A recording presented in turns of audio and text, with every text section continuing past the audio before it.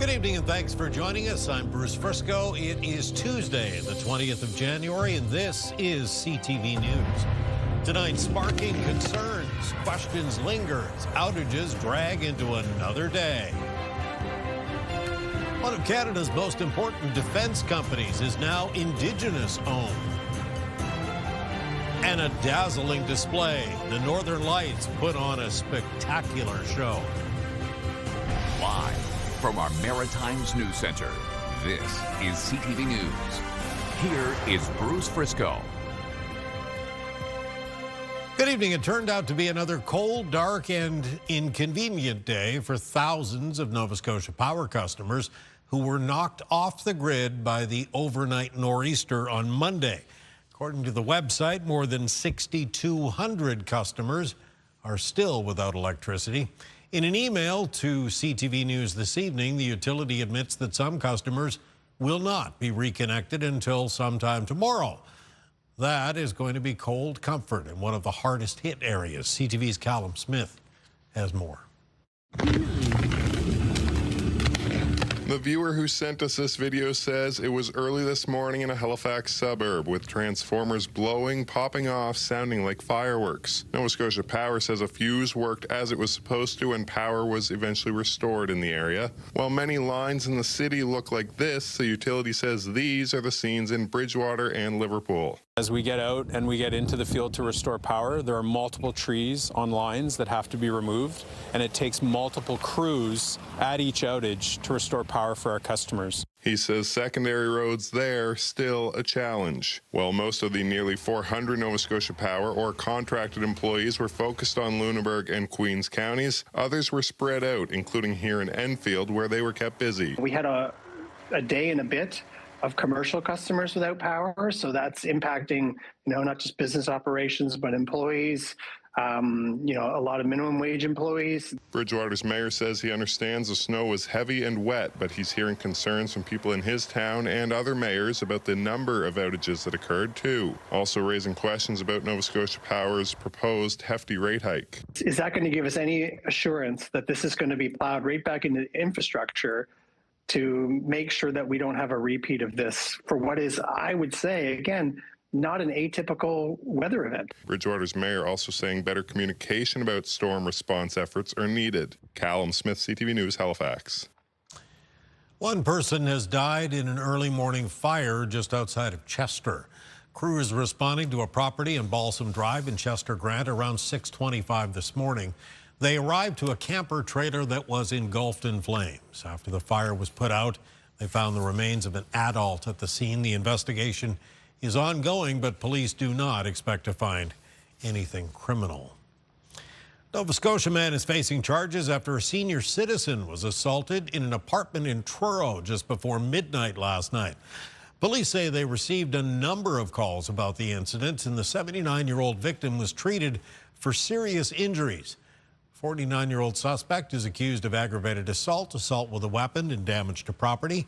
Investigators say both men knew each other and the incident was not considered random. Some anxious moments in Antigonish County today. Mounties issuing a public alert just after noon for residents in the Pomkeck Forks area. The notice said two men believed to be armed abandoned a vehicle and then fled on foot. Both of them were later arrested. The alert was canceled. There is more pressure in New Brunswick tonight for a full-scale investigation into the most recent police-related death of an Indigenous person in the province. Green Party leader David Kuhn calling for the RCMP Commissioner Mike Duham to launch an investigation into how police respond to mental health and domestic dispute calls involving Indigenous people. He's got a responsibility to really look at this, engage in the Indigenous community, and look at the training of RCMP officers. On Sunday, Bronson Paul was shot and killed by police at a house in Nagutkuk First Nation. Premier Susan Holt has said her government would do its part for an investigation. And late this afternoon, PC leader Glenn Savoy released a statement expressing sympathy for the family, saying we must remain respectful as this process unfolds. The Nova Scotia-based Serious Incident Response Team is leading that investigation. Get the Maritimes' top stories, breaking news alerts, and watch live. Download the CTV News app. Patients at the Chalmers Hospital in Fredericton can expect to experience kind of a domino effect in the days and months ahead as officials try to rearrange things to maximize space and eliminate a makeshift medical unit that's been heavily criticized. CTV's Laura Brown has more.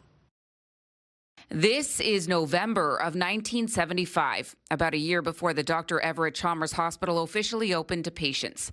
Half a century later, the city has long outgrown the building. We have patients that are within hallways, within waiting rooms, within family rooms, and other locations. None of these locations is ideal. Horizon Health has been under fire for having to resort to the hospital's ambulance bay for extra space.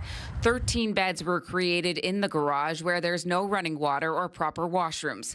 Now the network is promising to move those beds to another wing, but not before moving other services elsewhere, and so on, a complex game of dominoes. At this point in time, we need, though, to plan realistically for how we can increase our capacity, knowing that the numbers of these patients may actually increase. The patients she's referring to, people waiting in the hospital for a long-term care bed. Right now, 142 beds are being used by those patients. A plan for them is needed now, Richard Lossier insists. My biggest frustration is that we don't have a bed plan. And what I mean by that is that there's no new capacity in New Brunswick right now. That's going to happen starting next year. You ask me what's the next nursing home being built there? I can't answer. The ambulance bay will still be used for administering care. Plans are to turn it into an extension of the emergency department. And while the ER needs the space, so do paramedics, says David Kuhn. It's inhumane to unload people who are at risk of dying in the snow in the wintertime, outdoors. We need a working ambulance space. Right now, though, it's serving the urgent need for an old hospital struggling to meet modern problems. Laura Brown, CTV News, Fredericton. Bell Canada says incidents of copper theft increased by about 30% last year, with parts of New Brunswick being a particular concern. Telecommunications company, which of course owns this television network, recorded more than 1,300 such incidents across the country last year, which impacted its infrastructure. Most of the thefts happened in Ontario, Quebec, and New Brunswick. For the last 4 to 5 years, the Fredericton and rural areas around Fredericton, Oromocto, Harvey have been real hot spots. Towards the end of 2025, unfortunately, we saw a real flare-up in, call it the Charlotte County area. Last week, RCMP charged 3 people in connection with copper thefts in southern New Brunswick. Police say they received a tip from the public, which led to a search warrant where about 250 pounds of copper wire was discovered, along with some firearms and other weapons. Nova Scotians with disabilities will soon have more choice as to where and how they wish to live. An innovative new program relies on neighbors to open their homes to provide support. It's an idea that's worked quite well in some other provinces. We also know from other jurisdictions that when it does go well, that it can grow exponentially. I mean, in British Columbia supports far more people in home share than they do in any of their other residential support models. Important to distinguish that this is a choice. So we aren't forcing, to reach a target, we're not going to force 500 people into home share. So again, the province is looking for providers who will be paid based on the individual's needs. Those who are interested are being urged to reach out. Height of the pothole season may be months away, but don't tell that to drivers in the Halifax area. There are plenty of them on roads and highways, and they're generating lots of work for local crews and local mechanics. Here's CTV's Vanessa Wright. The recent snowfall has meant slippery road conditions for drivers in Halifax, but thanks to more potholes, it's meant bumpy conditions too. As of data from last week, I believe there were 235 potholes, or reports of potholes in the municipality, and that is an increase from last year. He says that's due to swings in temperature. As it stands, the city services potholes on a priority basis. It's keeping this Halifax mechanic booked and busy. He's averaging 1 to 2 calls a week for pothole-related repairs. If you get lucky, you hit a bad pothole and it's just like a tire or something like that, that will just run you like $100, $150. If you need your rim and your tire replaced, that could be upwards of $300 or $400. But in the worst cases where it takes out suspension components, you're looking at probably over $1,000. The city says crews fill potholes on a weekly basis, though in the wintertime, they can only apply a temporary fix. Vanessa Wright, CTV News, Halifax. Turns out all the precipitation we've seen in recent weeks has greatly helped to alleviate those drought conditions that a lot of us experienced last summer. Halifax was hit especially hard, prompting mandatory water conservation measures. While one source is back to normal, the other is not. Pockwalk Lake is still low. Is approximately 4 feet from being full. With the rain falling on frozen ground, a lot of it ends up in the rivers and then ultimately flows out to the ocean. So while we're capturing what we can in our ponds and our reservoirs, there is a lot of loss there that it doesn't absorb all entirely into the soil. To that end, farmers would like to see more snowfall and a nice slow melt in the spring. And we should tell you that Lake Major in Halifax is right back up to where it's supposed to be. Okay, still to come tonight, Kaylin's full forecast, and we'll examine how the tension over Greenland could ultimately play out for Canada and for NATO. Coming up next, though, an historic deal. This is going to lift Canada. First Nations people want this growth. The largest defense company in Canada is now Indigenous owned. Details on an historic acquisition when we come back.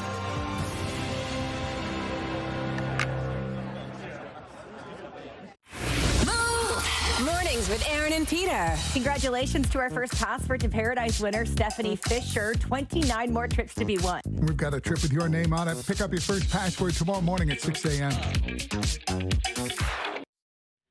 The largest defense company in Canada is now Indigenous owned. The deal was actually made back in November, but an event to mark the historic sale was held today in Moncton. CTV's Derek Haggett was there too. An historic event inside a massive Moncton facility to celebrate a major acquisition. Having our company here in your city, in your province, this is going to lift Canada. First Nations people want this growth. Indigenous-owned investment firm Flowing River Capital now owns 100% of Marshall Land Systems. The sale, complete a few months ago, but some of the 100 employees here got to meet the new owners from Saskatchewan today. Being able to acquire Marshall Land Systems and being able to build Canadian capacity on Canadian soil, I think really strikes a chord with us. The British engineering experts build container-like systems for militaries that can be used as command centers, ammunition storage depots, or medical labs. Marshall Land Systems has a $350 million deal with the Canadian Armed Forces and contracts with other NATO countries. The deal comes at a time when the federal government is investing more in the military. Absolutely. There's been a tremendous focus on increased spending in the defense sector, which, we couldn't have come in at a more perfect time. Growing a defense capability takes some time, but it delivers huge economic value if you do it right. So we really welcome Canada's increased investment. The Marshall CEO says at first glance, the coming together of the two parties may seem unusual. But in many ways, it represents a new and important wave of investment, one that brings inclusion, long-term thinking, traditionally underrepresented communities into business leadership. The Moncton facility could play a big part in economic reconciliation. Derek Haggett, CTV News, Moncton. Okay, thank you, Derek. Time for a quick little break here, but when we come back, it's your complete Maritime weather forecast for this, well, frankly, kind of cold Tuesday evening. Northern lights are out again, though. Kaylin has all the details when we come back.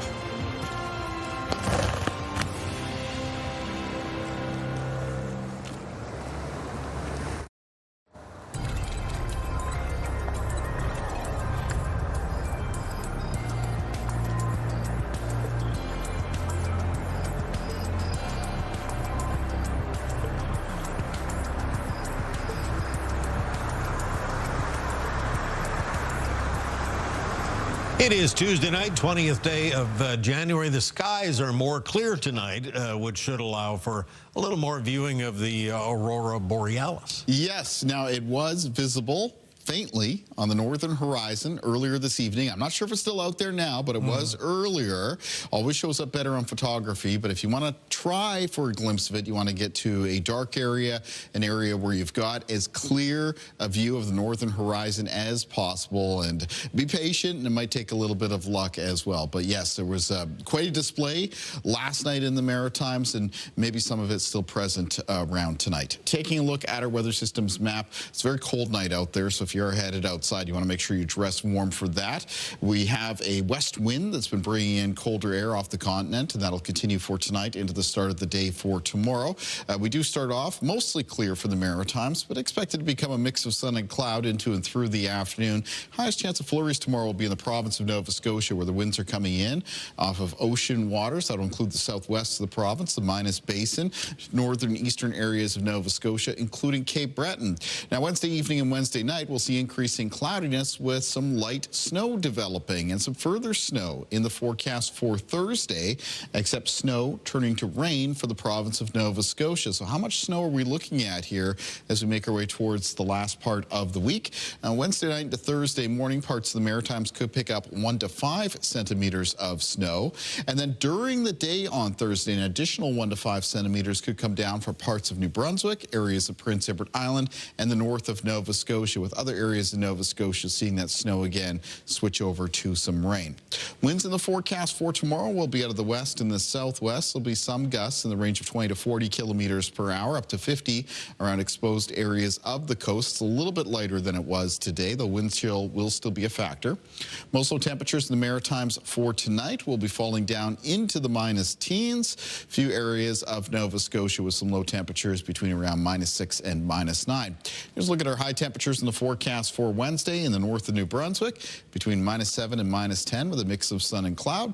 In central and southern areas of New Brunswick for tomorrow, it's -7 at Fredericton, St. John, and Moncton, -3 at Campobello, and -4 at Grand Manan. For Prince Edward Island, -8 at O'Leary and Summerside, -7 at Cavendish and Charlottetown, as well as Montague and Surrey. Cape Breton for tomorrow with high temperatures mostly between -4 and -8, including -8 at Sydney. On the north shore of Nova Scotia, most of the high temperatures will be around -5, -6. On the eastern shore, close to -4. Cumberland and Colchester and Hants counties for tomorrow with high temperatures between -4 and -6. Halifax County, close to the range of around -3 to -5, -2 at Lunenburg.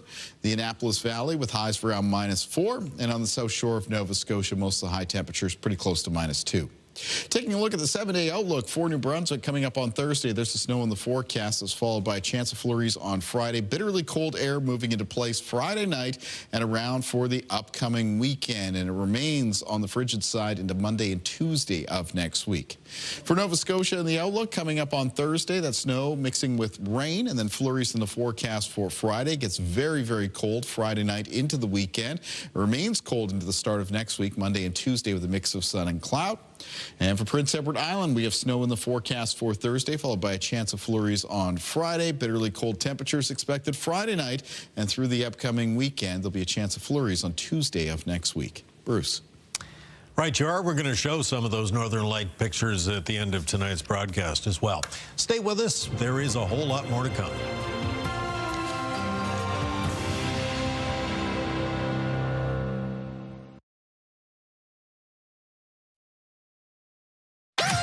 The #1 morning show in Halifax. Turk, Megan, and Amateur Alex. And home to the biggest artists. Halifax's #1 hit music station. 101.3 Virgin Radio.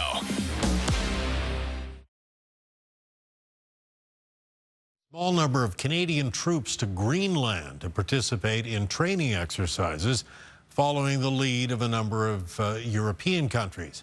This, of course, as U.S. President Donald Trump insists he needs the Danish territory for national security. CTV's Hafsa Arif looks at the rising tension and what it could mean for Canada and for NATO. We have to have it. They have to have this done. Rich in rare minerals, home to just over 50,000 people, and strategically positioned between North America and Europe, Greenland is an autonomous territory of Denmark, which the U.S. now wants. The mechanics to that would be through a constitutional annexation of making Greenland a territory, which the U.S. Constitution is equipped to do as an expansionist constitution. While Denmark allows U.S. military presence on the island, the country is adamant its sovereignty is non-negotiable. Gambit to take control of Greenland's rare earths and minerals, but that benefit would be probably 10, 15, 20 years down the line. Trump has also revived talk of annexation closer to home, including remarks about Canada becoming a U.S. state. Those concerns reached the world stage today when Canada's Prime Minister took a clear stand. We stand firmly with Greenland and Denmark and fully support their unique right to determine Greenland's future. It's a shift from Ottawa's earlier caution, and according to experts, a signal Canada is preparing for a fallout. That type of move would trigger a trade war, not only with the European Union, but with Britain and likely with us, would have massive economic repercussions on the United States. You cannot be sovereign by accommodating a bully. You will be sovereign only by not accepting subordination. And I think that's what we're seeing here. Hafsa Arif, CTV News. Okay, time for one final break. Coming up, revisiting last night's spectacular Northern Lights show. First, though, it is your wake-up weather. Kaylin Mitchell standing by with everything you need to know for the morning as we gaze upon Fredericton just before midnight right now. Cold night in the Elm City. Stay with us. We'll be right back.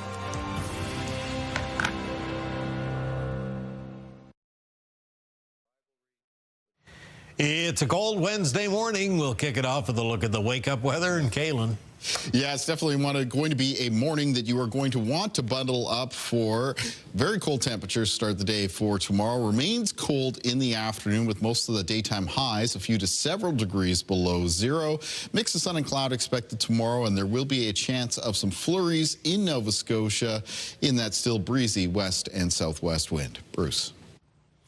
Thank you, Kaylin. Well, as we've established this evening, the Northern Lights were certainly on display all over the Maritimes again tonight, as they were last night. Here on the ground, the spectacular photos were being shared all over social media, a treat for those of us who had nothing but clouds to look at last night. CTV's Ryan McDonald has some of the highlights. Whether they were out in the woods or in the middle of a suburban neighborhood, people in all three maritime provinces looked up into the night sky last night and saw a bright show. From home, I've seen some pink glow in the sky, and that indicated that, yeah, we were onto something fairly early in the evening. Chris Tinsky is an experienced nature photographer in Cape Breton. He and another professional photographer decided to go somewhere dark to try and capture last night's aurora borealis at its best. It's a big check mark on the list to get Northern Lights. They react differently every time. There's different colors. On social media, the photos came in fast and furious from many different corners of the region. Tinsky says while it helps to have some idea what you're doing, you don't need to own an expensive camera to enjoy nature's beauty like this. Nowadays, with cell phone technology, you can kind of point your phone, do a 3 to 10 second exposure on your phone, and that light should show up on your phone and gives you a great idea where to look. We asked meteorologist Caleb Mitchell why we have been seeing the Northern Lights more often in the Maritimes in recent years. We are currently in a period where the sun is more active, and we're seeing more of these coronal mass ejections, which increases our chances. With any luck, the night sky might light up like this once again before too long. Ryan McDonald, CTV News, Sydney. Thank you so much, Ryan. That is your late news tonight. CTVNewsAtlantic.ca if you'd like another look at anything you've seen tonight. Thanks for watching. See you again tomorrow.